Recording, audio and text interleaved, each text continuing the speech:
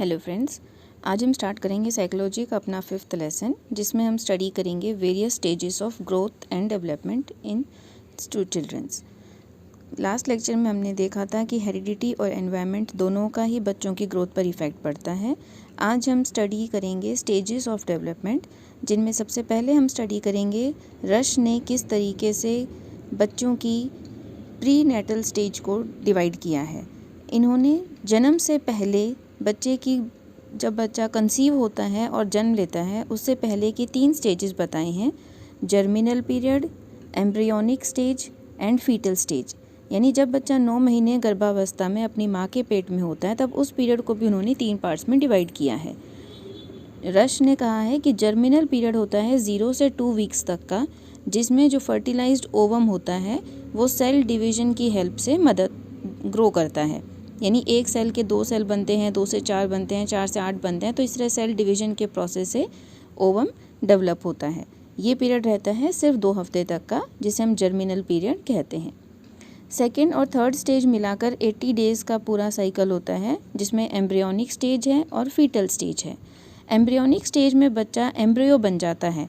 Germinal से हम compare कर सकते हैं कि सीड जर्मिनेट हो रहा है, पैदा हो रहा है, और एम्ब्रियोनिक में उससे बॉडी पार्ट्स डेवलप होके एक छोटा एम्ब्रियो बन जाता है।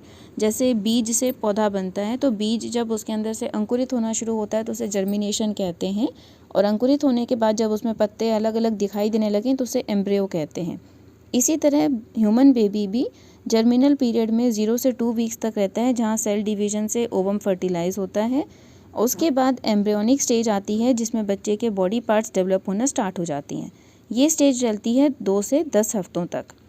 2 से 10 हफ्तों की एम्ब्रियोनिक स्टेज के बाद फीटल स्टेज आती है, जिसमें बच्चा फोइटस बन जाता है, और ये स्टेज रहती है 10 वीक से लेकर बच्चे के जन्म होने तक।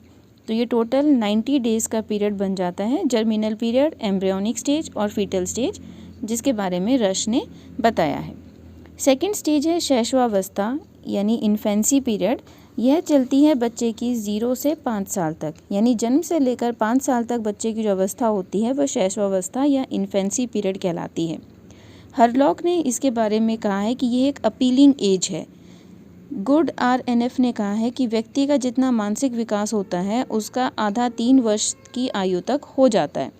हमने भी देखा है कि बच्चे इस एज में बहुत ज़्यादा फिजिकली डेवलप होते हैं और बहुत सारी नई नई चीज़ें वो सीखते हैं। तो ये शैशवावस्था जो है, इन्फेंसी पीरियड है, वो बच्चों की ग्रोथ एंड डेवलपमेंट के लिए बहुत ज़्यादा इम्पॉर्टेंट है। तो हरलॉक ने इसे अपीलिंग एज कहा है, और गुड RNF के अनुसार बच्चे का कंप्लीट मानसिक विकास जितना होना है उसका आधा 3 वर्ष की आयु तक हो जाता है। यानी 3 वर्ष की आयु तक बच्चे का 50% मानसिक विकास हो जाता है। गर्भावस्था और शैशवावस्था के बाद आती है बालवावस्था या बाल्यावस्था, जिसे हम चाइल्डहुड भी कहते हैं। ये चलती है 5 साल से 12 वर्ष की आयु तक। इसे सूडो मैच्योरिटी एज या गैंग एज भी कहा जाता है। सूडो मैच्योरिटी क्योंकि इस समय बच्चा में पूरी तरीके से परिपक्वता नहीं आती, लेकिन अपनी समझ में वो समझदार होना स्टार्ट हो जाता है। गैंग एज कहा जाता है क्योंकि इसमें बच्चे अपनी गैंग बनाकर खेलना, कूदना, घूमना पसंद करते हैं। तो शिशु अवस्था में बच्चा जहाँ अकेला रहकर मानसिक विकास की तरफ अग्रसर हो रहा है, वहीं बाल्यावस्था में बच्चा मैच्योरिटी की तरफ, परिपक्वता की तरफ बढ़ रहा है।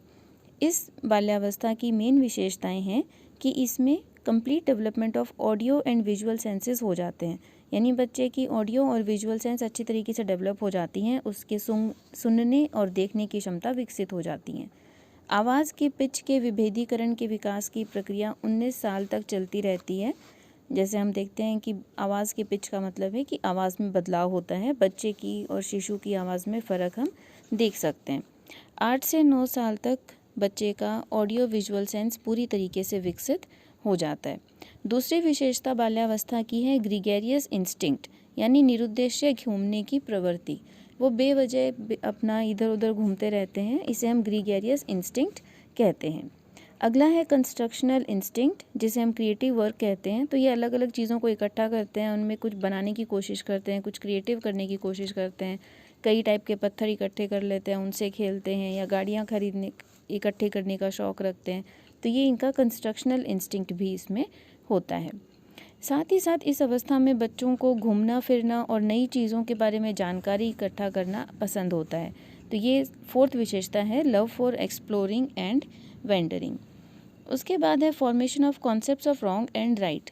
तो अप टू 7 to 8 ईयर्स पियाजे के अनुसार 7 से 8 साल की आयु तक बच्चा सही और गलत का कॉन्सेप्ट डेवलप कर लेता है। वो समझ जाते हैं कि कौन सी चीज़ सही है और कौन सी गलत है। इसे हम कहते हैं formation of concepts of wrong and right. तो याद रखिए 7 से 8 साल की आयु तक बच्चा राइट एंड रॉन्ग का कॉन्सेप्ट बना लेता है। ये स्टेटमेंट है जीन पियाजे का। अगली विशेषता है कि मेल एंड फीमेल का सेपरेशन। तो जैसे हमने आसपास भी देखा होगा, जो छोटे बच्चे होते हैं वो लड़का लड़की में भेदभाव नहीं करते। उसी तरह अर्ली चाइल्डहुड में यानी बाल्यावस्था में, उत्तर बाल्यावस्था में जब बच्चा 5 से 8 साल का होता है तो लड़का लड़की साथ में खेलते हैं। लेकिन धीरे धीरे जैसे उनमें समझ आने लगती है, 9, 10, 11, 12 साल होते होते बच्चों के ग्रुप्स अलग अलग बन जाते हैं। लड़के अलग खेलते हैं, लड़कियाँ अलग ग्रुप बनाकर खेलती हैं। तो ये भी एक बाल्यावस्था की विशेषता है, separation of male and female. तो अर्ली चाइल्डहुड में male and female play together और लेटर चाइल्डहुड में male and female play in separate groups. Next video में हम देखेंगे किशोरावस्था के बारे में। तो इस वीडियो को अच्छे से दोबारा देखिए और शिशु अवस्था, बाल्यावस्था और गर्भावस्था के बारे में दोबारा एक बार स्टडी कर लीजिए। Thanks for watching.